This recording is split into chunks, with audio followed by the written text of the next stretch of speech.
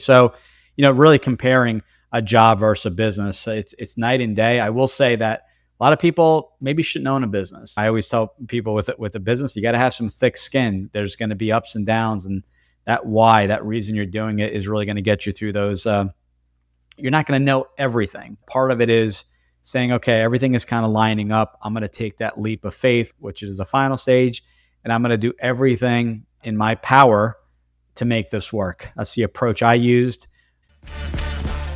Welcome to the Franchise Freedom Podcast, where you can escape the corporate trap through franchise ownership. Here's your host, Giuseppe Grammatico, the Franchise Guide.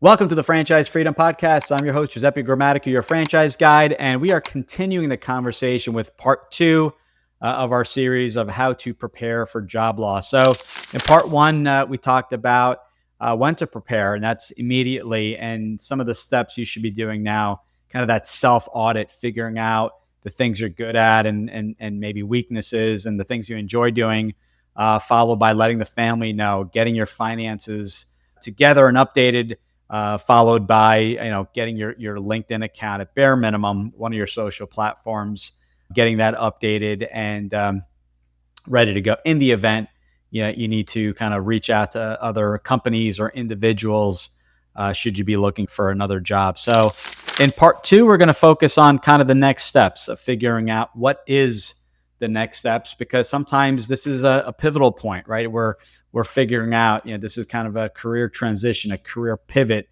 as I call it, as to kind of what's next. And the beauty here is that you really open it up to saying, okay, well, I worked on Wall Street, I worked in finance and investments my entire career, but in the event of that I lose a job, what are going to be the next steps? What are my options? So we now have a better picture, right? So going back to part one, we have a LinkedIn presence.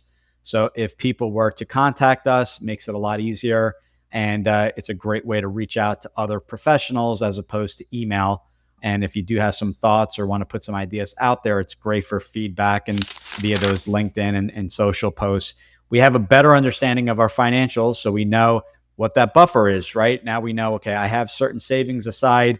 We know what our expenses are, net worth, liquidity, liabilities, assets. We do all that and kind of figure out, okay, in the event I were to start a business, what capital do I have access to? And that's taking into consideration equity in the home. It's taken into consideration retirement accounts. Not that they all qualify, but if you were to lose your job with your employer, odds are you'd be able to qualify from a previous employer, traditional IRA. So in those next steps, we're looking at things like, okay, keeping it open, creating a kind of another Google Doc. So next to that self-analysis and self-audit, what does a job look like? Do I want to be in the same role, same industry, or do I want to branch out? Do I have a transferable skill set?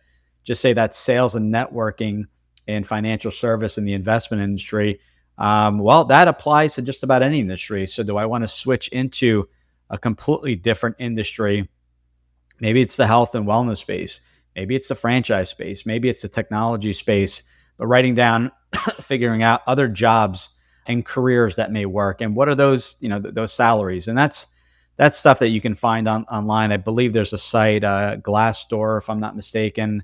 I believe that's the name of the site, and you can do a little bit of research, even asking. I'm sure AI will be able to come back with certain salary ranges of exactly, what those ranges are, what's the career, what's the education and experience needed. So, taking that into consideration. Knowing exactly, that who the HR person is, and you don't want to, start any red flags and start asking. But in the event, you want to know who those people are, because sometimes it is a downsizing of a department, but there are other departments within that company that may be hiring and looking to expand. So, and then, the other part is on the business side, if you want to go the business route, and most people believe that if you're going to start a business, well, that means you got to leave the job or you need to be downsized. And the argument I make is that that's not the case. You can absolutely keep your job if you're still employed and have that business on the side, whether it's a startup business you've been working on or a franchise. As long as a franchise allows part-time or semi-absentee ownership, and obviously, they have a conversation about what to expect and really needing a full-time general manager, someone in place to run the day-to-day of the business, with your involvement maybe being a little bit more virtual or, one time a week in person, but kind of setting those expectations, but looking at, what a business may look like. Is it something where you're just sick of the corporate rat race, that hamster wheel, and you're looking to hire yourself and have much more control? Well, obviously the business could be a great fit. Some people want to go that route, but they're not comfortable with kind of throwing all their eggs in one basket and not having any income for, not knowing how long of a period. And some people like to continue with the job as long as they're employed and have that business on the side. So this is where I always say who, not how. Figure out what you want and then figure out the people that can help you get there. So I can absolutely help you get there. I'm a franchise coach and consultant. There are others that are in the same role as myself. I'm an independent, own my own company and business, and part of a great network that supports us and has some great partners, and would love to help you out in figuring out if that made sense. And sometimes, we have an intro call and we're not certain, and we have a follow-up call. And one of the really important things is the why. Why do you want to own a business, which flows through to everything, right? For me, it was time freedom, so that I didn't miss the kids' events, soccer events, dance recitals, and any type of events, birthdays and special events. And some people, it's more financial freedom. Now, these are not freedoms that you're gained right away. It takes at least that builder year, the first year, to get the business up and running, get the right staff in place, get the training, get the infrastructure all set up, whether it's a franchise or not. But that first year is truly a builder year, but it can create some great outcomes, time freedom to me, and being able to control my schedule, where I work, and put all my personal blocks, boulders, whatever you want to call it, on your calendar is most important to me. So, really comparing a job versus a business, it's night and day. I will say that a lot of people maybe shouldn't own a business. They're looking for just, I want to work for an employer. They kind of tell me what to do, and I kind of have this ladder, right, that I'm going to move up this corporate ladder, and that's okay. A business is not meant for everyone. I always tell people with a business, you got to have some thick skin. There's going to be ups and downs, and that reason you're doing it is really going to get you through those ups and downs. But it could be extremely rewarding if you can find the right business that matches what you're looking to accomplish. Keep in mind, so you got options here. We have a job within the same organization, maybe a different department, maybe a different industry. We have on the table a franchise, a startup business. These are different avenues. And then, kind of deciding, okay, well, which do I prefer? If I prefer owning a business, do I have the funds to start up the business and have some reserves aside? Because if you do start a business and you do get downsized, or, decide to leave your job, who is paying the mortgage, the student loans, the utility bills, and things like that? That's that buffer we were talking about. It's a buffer for your personal expenses. It's also the buffer for the business, if that business takes a little bit longer to get up and running. So in our case, we were recently married, and my wife kept her job. So I knew that we had income, and her salary, her income covered just about our personal expenses for the most part. And we had some reserves in the event it went over. So those are things to consider. Some people don't have the other spouse or partner or anyone involved in the household that has a job. So you got to take that into consideration. Again, there's no right or wrong here. I wish to say, it's not black and white. It's this way or that way. It really depends on not just your situation, but what you're comfortable with. I had a gentleman that didn't have a lot in savings, but he had $1 million in a retirement account. And I said, well, you can utilize a previous employer's retirement in order to fund this. And although that was an option, and the company we referred him to actually created that retirement rollover business startup. It's called ROBS, ROBS, from Benetrends. He just was not comfortable. It just had in his head that you never touch retirement. So it's good to kind of have these options and speak with the funding company. Beauty is there's no fee for the consultation or intro call unless you were to move forward. But getting everything in place, talking to individuals. And now on the business side, you want to talk to people that own businesses. You want to talk to people that either own the franchise, When we work together, we'll introduce you to brands, and the franchise companies will introduce you to franchisees. But talk to other business owners, listen to their experience, but also for the sake of relevancy, find out exactly how they started their business. Was it full time? Was it part time? Was this business handed down from a previous generation? Again, nothing wrong with that, but you want to learn how they specifically got into business and what their life looks like. They may be successful in driving fancy cars, but are they in the business 20 years and working 100 hours a week? That may not be what you're looking for. You want to align and attract what you're looking to attract, and people in similar kind of situations, doing the same thing. So, and that's when I always say you put it all together. You gather the information. Now, the trick here is getting right to the point, talking with some professionals, whether that be a career transition individual, someone like myself on the franchise side. And, you can spend, this is where the trap I see people, they kind of, do research forever. And I know people like this and just maybe not meant to be. They're more interested in the research and actual moving forward. But at some point, you got to pull the trigger to set the expectation. I don't think you'll ever be 100%.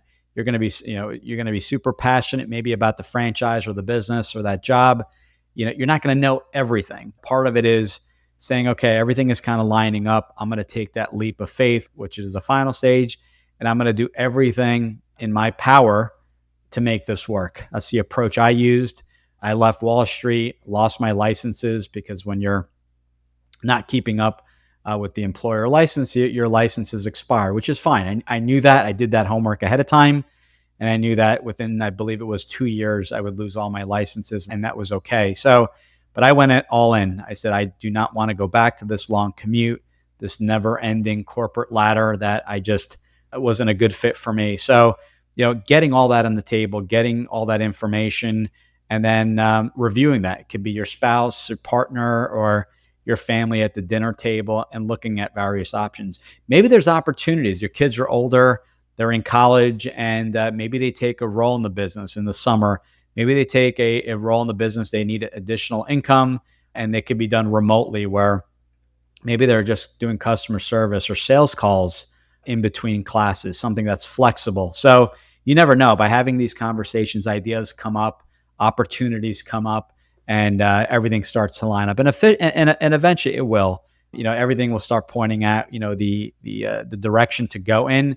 But the whole point of this two-part series is really to get up to speed, get educated, get informed, control what you can. You can't control the economy. You can't control losing your job or not. You can work a little bit harder, but if the higher ups need to cut back and your department is on the chopping block, listen, it happens. Hopefully you get a great severance. If not, you may get a little bit of unemployment. You may get a little bit of a severance, but ultimately it's like, okay, eventually that's going to run out. So in the next 3, 6, 12 months, there's no income. What are we doing here? And this is why I recommend people create a safety net and have some type of business, LLC, S Corp, something that they have while keeping their job, is that they're not just waiting until losing the job. They're being proactive so they can decide if they want to take the leap full time and leave the employer. They're getting a lot of the learning curve and finding the staff while keeping the job. So yes, is it going to be easy? No. I mean, it's definitely worth it, but it's definitely not going to be easy balancing a job and running that business. But this is temporary. Put together a plan, and with 6 to 12 months, I'm going to be full steam ahead. I'm going to be in the business full time, and I'm not worrying about my job or getting pulled in to come into the office in New York City for meetings, or travel across the country, across the world for a meeting. So you put together that plan, you jot it down, you put it on. I put on my Google Calendar. You look at it every day, and then you're like, okay, what do I have to do daily in order to make this a reality? And as I mentioned, this is preparing. This is education, the who, not how, talking to those individuals, putting it all down on paper, and then figuring out, okay, ultimately, you're going to get advice from everyone. You may have someone that's a little bit more conservative, getting you a little bit scared. There's a risk in taking a business, and they're not doing that intentionally. They're doing that to protect you, obviously, but they may have never owned the business before. So the fear of the unknown is what's kind of holding them back a little bit. But ultimately, that decision is on you. You're going to be 100% prepared, and you're not going to know everything day one. I invested in franchise and non-franchise businesses, and I'm learning every single day. And you adapt. The economy, the world is changing. AI is in effect. We're hearing it more and more often, and we hear a lot of franchise companies embracing that and investing millions, tens of millions of dollars back into AI to make the franchisees much more efficient, helping with the sales cycle, helping to reduce costs and things like that. So, and just being as efficient as possible. So, this is the time to get ready. I can absolutely assist in these areas. Sometimes I work with people and they're like, I'm in between a job and a business. I'm not really certain. Pick up the call, pick up the phone, or better yet, book a call with me. Want to make sure we're available. We have a time slot, but let's grab 20 minutes. Let's talk it through. In some cases where the franchise or business may not be a good fit, we've made intros to other professionals that maybe are able to assist and spend a little bit more time in setting up that resume or cover letter for you. So please, guys, take me up on the offer. I've been in your shoes. I will say there's some amazing things that happen when everything aligns and you get into business ownership. For those that obviously that's the right path, but I encourage you, the offer's there. My why is to help as many people as possible figure out if business ownership is the right fit, and then finding that perfect business. And that's where, we talked on previous episodes. We start with the end in mind. Why are you doing this? And what does this ideal business look like, from the industry, the investment, to the role and skill set you bring to the table, to the staff, and to the venue. Is it a brick and mortar or home based? And we spent a lot of time there. So I encourage everyone that's even thought about it, that's thinking of that maybe getting downsized, that's coming out of the military and have no idea what direction to move into. I've been talking quite a bit of people from the military, a lot of military veterans talking about funding options, discounts that some franchise companies offer on franchise fees for military veterans, first responders, and things like that. So I encourage you.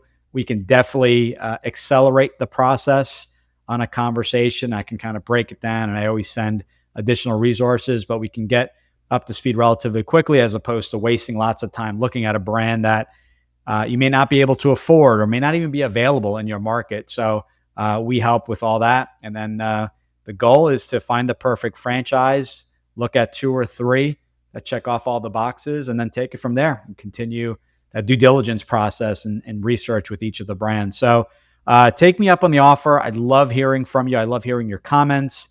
This is why we created this short 2-part series. But I just want people to be ready for what's out there, be in control of their future, their financial destiny, and just as prepared as possible. So again, website is the best spot, ggthefranchiseguide.com. Book a call. If you're not ready to chat, go to the podcast, Franchise Freedom. We have 250 plus episodes covering every topic. You can search the term and find the relevant shows based on that search term. Franchise Freedom, the book, is also available for a free download for sale, hard copy on Amazon. That is my exact blueprint that I personally used, plus a lot of extra bonuses in helping you find your first franchise. And if you want to go just dive real deep, we have 25 FAQs that I get on a daily basis that talk about what to expect, time frames, costs, and things like that, all covered.